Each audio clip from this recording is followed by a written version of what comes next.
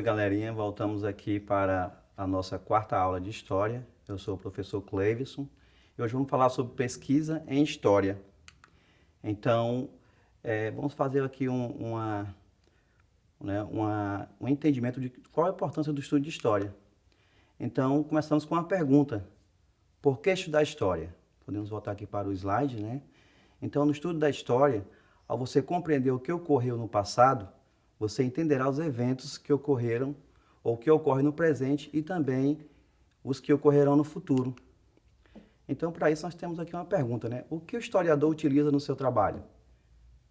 Então, pense o seguinte: para fazer o pão, o padeiro usa farinha. Para fazer uma parede, o pedreiro precisa de tijolos e cimento. O historiador, o que ele utiliza? Há milhares de anos, os seres humanos vêm deixando sinais de sua existência.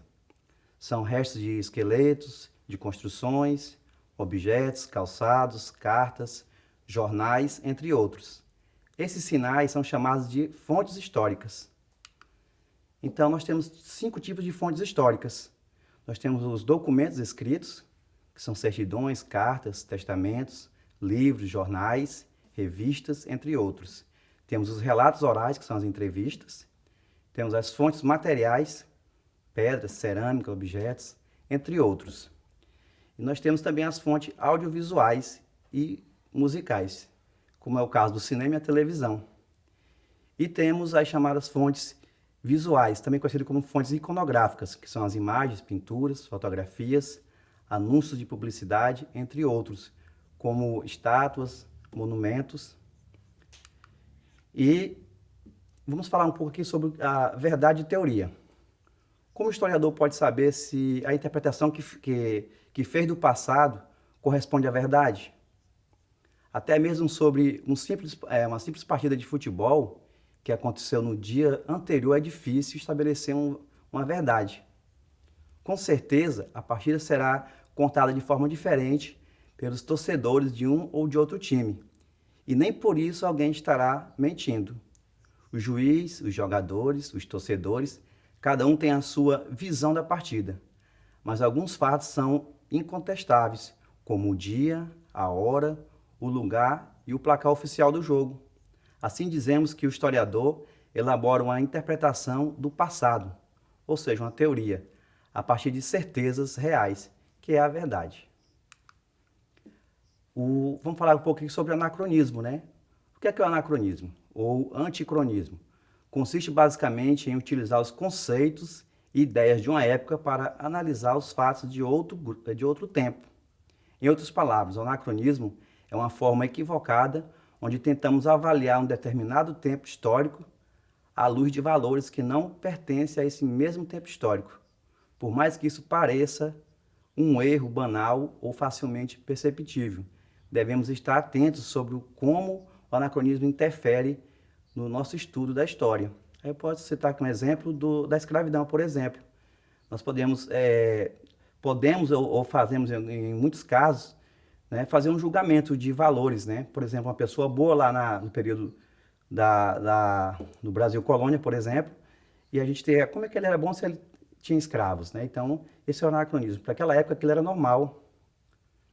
Então, a gente tem que tirar essa ideia, né? Então, aqui vamos observar essa imagem aqui. Nós temos aqui um exemplo de fonte histórica imagética, né? Ou iconográfica.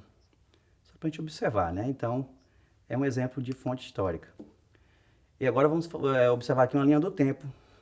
Linha historiográfica ou linha do tempo. Podemos observar aqui essa imagem, por favor? Então, vamos ter aqui uma linha do tempo, né? Essa linha do tempo ela se baseia na história europeia, né? Ou nos fundamentos da história europeia. E aí nós vamos ter aqui o período de 4 milhões antes de Cristo, que é quando teria surgido o ser humano, que corresponde à pré-história, né? O que é a pré-história? O período que o ser humano não praticava ainda a escrita. Então, esse período vai de 4 milhões de anos até 4 milhões de Cristo, que é quando acontece o surgimento da escrita. A partir desse momento, até o ano de 476, é chamada de Idade Antiga, né? Lá, como nós vimos lá o Império Romano, aqueles períodos históricos lá do passado, de um passado bem distante, né? E vai até o ano de 476, quando acontece a queda do Império Romano do Ocidente. A partir desse momento, nós chamamos de Idade Média, que vai de 476, aliás, até 1453. É a Idade Média Europeia. O que aconteceu em 1453? Aconteceu a queda do Império Romano do, né, Oriente, que foi derrotado pelos turcos otomanos, ou invadido, né?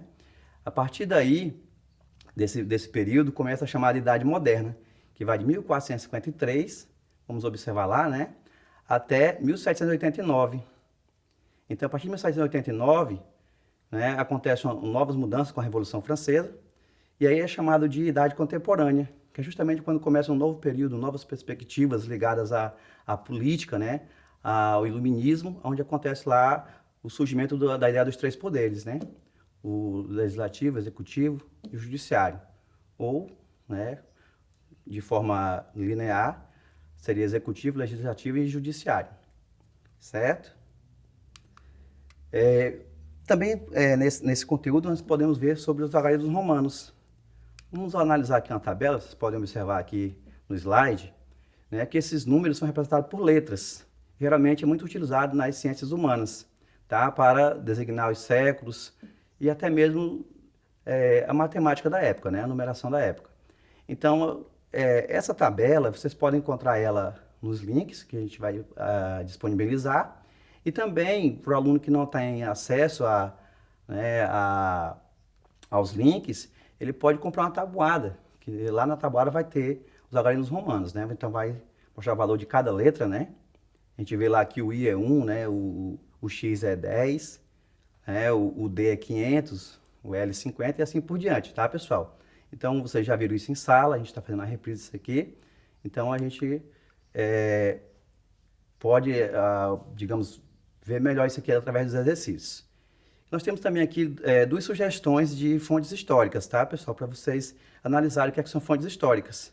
Inclusive, muitos professores, no caso eu também, já passei esse filme Narradores de Javé, um filme brasileiro, né, de 2003, que aborda os diversos tipos de fontes históricas, principalmente a fonte oral, né, ou fontes orais. E temos também um livro, né, que é Como Fazíamos Sem, né, publicado em 2006, escrito por Bárbara Soalheiro, que narra como era a vida dos homens sem diversos objetos de seu cotidiano, as ferramentas que nós temos hoje, né? E aqui vamos partir para os exercícios, né? Vamos exercitar um pouco. E nós temos aqui 5 questões, né? A primeira, vamos observar aqui no quadro, né, pessoal? No slide, diz o seguinte: a partir das datas abaixo, calcule os seguintes séculos. Então, nós temos várias datas diferentes, de anos diferentes. E aí, nós vamos ver que século é cada ano desse, né? A2 diz o seguinte: em que ano se inicia, em que ano termina o século X? A3, né? Qual é a primeira metade do século XI? A4. A Revolução Industrial ocorreu na segunda metade do século XVIII. Qual é esse período? E A5, né? A independência do Brasil ocorreu em 1822. Essa data pertence a que século? Corresponde, né, aos primeiros ou os últimos anos desse século. E aqui vamos partir agora, né, acho que vocês já analisaram aqui as questões, para as respostas do gabarito, né? Então, só para lembrar, vamos observar aqui, né? A partir das datas abaixo, eu calculo os seguintes séculos. 1829, está dizendo lá o quê? Que é século XIX. Existe aí uma regra para você calcular o século de cada ano, né, pessoal? Nós vimos que os números, né, ou anos que tem 4 algarismos, né, 4 numerais, por exemplo, 1829. O que é que nós fazemos? Relembrando que vocês já viram isso em sala, separamos 2 primeiros números, no caso ali de 1829, observem lá, vamos separar o 18, né? Então, separa o 18 e pede mais um emprestado. 18 mais 1, 19, então por isso está lá século XIX. Da mesma forma lá, 1945, né? A regra é 4 números, separa os 2 primeiros e pega-se um emprestado. 1945, pega o que lá? Separa o 19 mais 1. 19 mais 1, século XX. Vou passar aqui lá para o número de 3, né, o ano de 3 algarismos, 198. O que é 198? O ano 198 depois de Cristo. Então, quando tem 3 algarismos, pegamos só apenas um numeral, que é no caso lá o quê? Observe lá, 198. Pegamos o número 1, né? Então, o que é que nós fazemos? Pegamos 1, isolamos e somamos mais 1, pegamos o emprestado. Pegamos o emprestado do 98. Então, 1 mais 1, 2. Que corresponde ao quê? Corresponde ao século II, certo? Então, 198, tá? Por isso que século 2. Bora lá. Aí temos lá também o ano 12 e 9, certo? Esse ano 12 e 9 corresponde ao quê? Corresponde ao ano 12 depois de Cristo, ou o ano 9 depois do nascimento de Cristo. Então, observe lá que os dois, a resposta é o quê? Século 1. Por que é século 1? Porque um século, pessoal, corresponde a 100 anos. Então, se nós estamos no ano 12, até chegar a 100 ainda falta muita coisa, não é isso? Só vai ser século 2 a partir do ano 101. Aí sim, século 2. E outra coisa também que sempre os alunos têm dúvida nessa atividade é quando termina em zero, né? Então, vamos ter lá 1700. Então, o que é que nós fazemos? 4 algarismos, somos os dois primeiros números, 17 mais 1. Se eu tenho 0 laranjas, como é que eu posso, né, degustar essa laranja? Se eu não tenho nenhuma, né? Então, 17 mais 0, 0. Então, é século 17. Como é que se escreve, né? X, V, 2I, né? E lá, 1250, né, pessoal? O caso dos 4 algarismos. Então, 1250, separa os dois primeiros, 12 mais 1, que eu vou pegar emprestado, século 13. A questão 2, né? Em que ano se inicia e em que ano termina o século 10?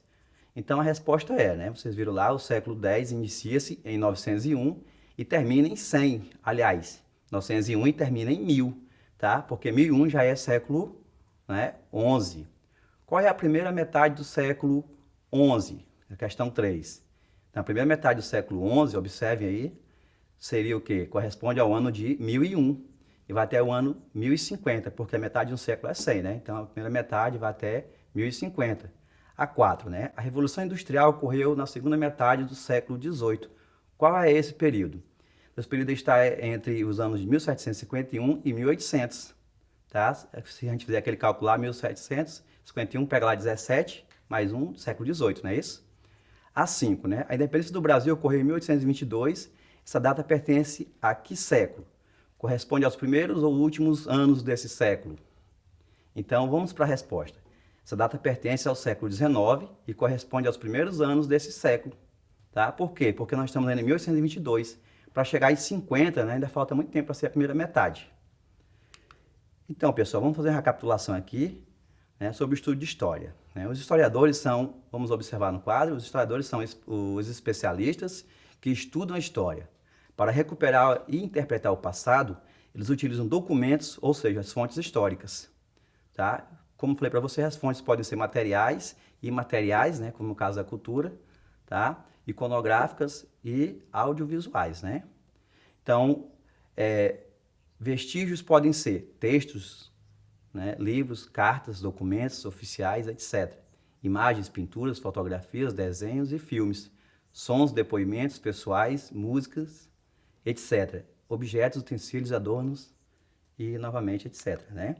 Então, olha só. Vamos observar aqui os links, tá, pessoal? Para que vocês possam continuar essas atividades em casa, né? Pesquisando os links. Vamos ter mais atividades. E, né, voltando aqui a atenção, né, eu quero agradecer a todos, tá? E tenham um ótimo dia.